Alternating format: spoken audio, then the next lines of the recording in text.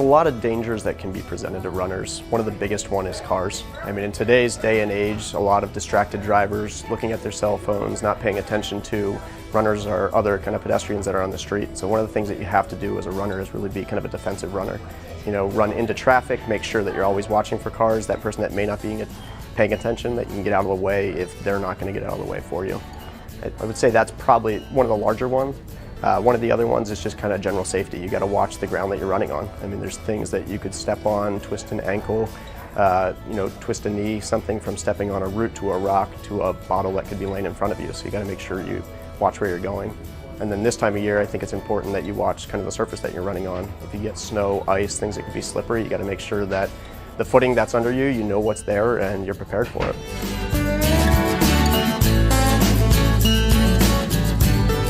So I think probably one of the most important things that a runner can wear for safety is something that's reflective. You know, you need to be able to be visible and seen. Anything that can be from a reflective vest to a light to just brighter colors, anything like that will jump out to most motorists and other people that are on the road.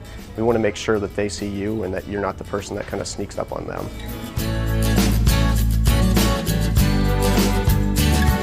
Time of day really depends, I think, a little bit more on the patient or the person as a whole. It's one of those that so many people have different factors, whether it be kids, life, work. So I think the key is when you run, are you running in an appropriate place? Is it a well-lit area? Is it something that you're going to be able to see your footing? Is it a time of day that other people are going to be able to see you more than anything? There's a lot of people that do listen to music when they run. I don't think it's necessarily a bad idea, but I think you need to be smart about how you do it. If you're running on the road, I'd recommend taking one earbud out. Or if you do have both in, make sure the music's not that loud.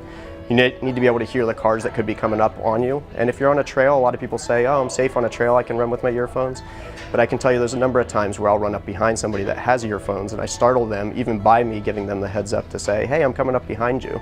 So I think it just needs to be, if you do have the music, at a level that you can still hear your surroundings. Make sure that you know what's around you and can hear somebody that could be coming up or a car that could be coming at you.